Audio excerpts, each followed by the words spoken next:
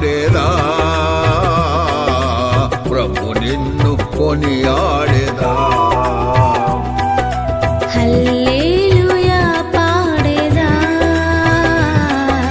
ప్రభు నిన్ను కొనియాడేదా.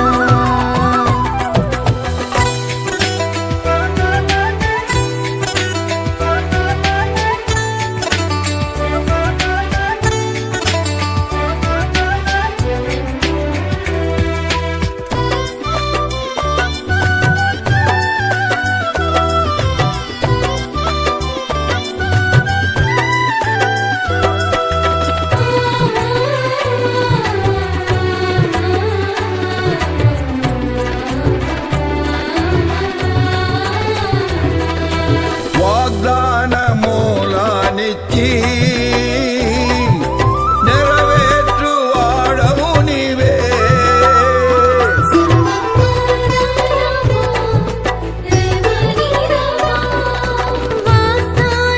వాగ్దానమూలానిచ్చి నెరవేర్చువాడవు నీవే. నమ్మకమైన దేవా, నన్ను కాపాడువాడవు నీవే.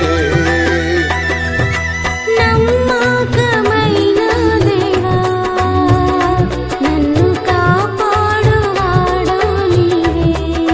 ప్రభువా నిన్ను నే కొనియాడేదా,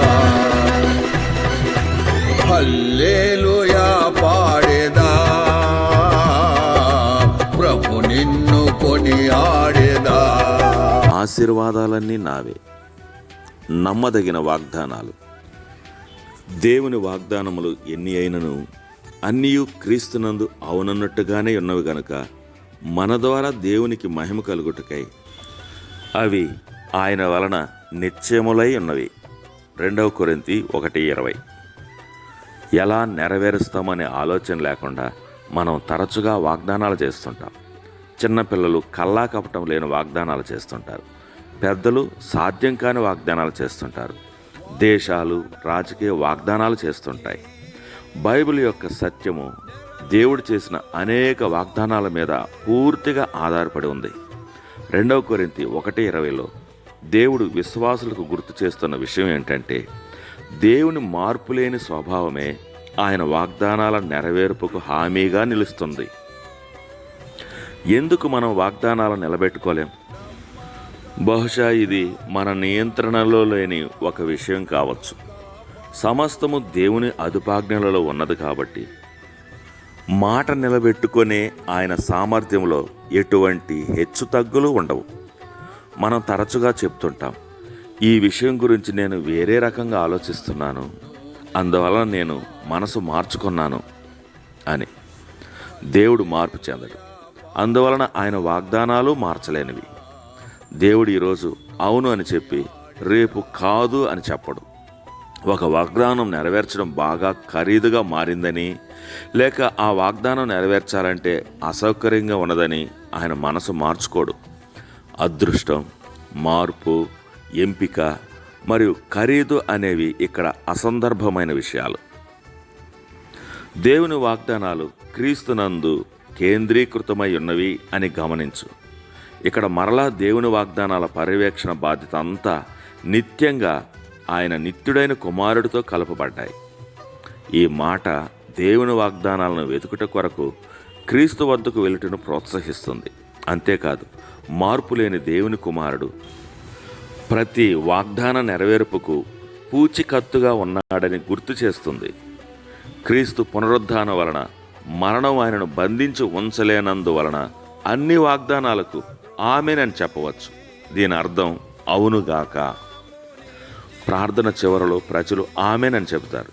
ఎందుకనగా ఆ ప్రార్థనలో ఏమైతే చెప్పారో దానికి వారు అంగీకరిస్తున్నామని దానికి సూచనగా, లేక ఈ ప్రార్థన నెరవేర్చబడుతుంది అన్నదానికి సూచనగా ఈ విధంగా అంటారు. క్రీస్తులో దేవుడు మనకు అనుగ్రహించిన వాగ్దానాలను లెక్కించడం అసాధ్యం. అయితే ఒక ఖాళీ పేపర్ తీసుకొని నీ జీవితంలోని వాగ్దానాలను ఆ పేపర్ మీద ఎందుకు నమోదు చేయకూడదు?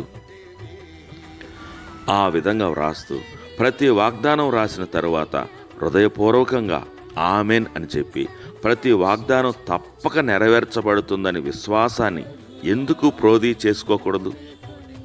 దేవుడు అబ్రహాంకు చేసిన కొన్ని వాగ్దానాల నెరవేర్పు చాలా సంవత్సరాలు ఆలస్యమైనప్పటికీ దేవుడు నమ్మదగినవాడు అని ఆయన కలిగి ఉన్న విశ్వాసాన్ని ఆ ఆలస్యం కదల్చలేకపోయింది. నీవు కూడా ఆయన వాగ్దానాలు ఆయన సమయంలో నెరవేర్చబడేందుకు ఎదురు చూడాల్సి రావచ్చు. అప్పుడు నీవు గుర్తుంచుకోవాల్సిన విషయం, ఆయన నమ్మదగినవాడు.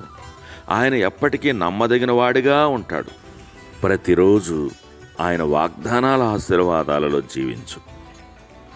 తండ్రి, నీ బిడ్డగా నాకు అనుగ్రహించిన వాగ్దానాలన్నిటిని బట్టి నీకు వందనాలు. వాటిలోని చాలా వాగ్దానాల గురించి నాకు తెలియదని నేను ఒప్పుకుంటున్నాను. అయితే నాకు తెలిసిన వాగ్దానాల వెలుగులో జీవించాలని, ప్రతిరోజు అనేకమైన ఇతర వాగ్దానాల గురించి నేర్చుకోవాలని నాకు నేను తీర్మానించుకుంటున్నాను.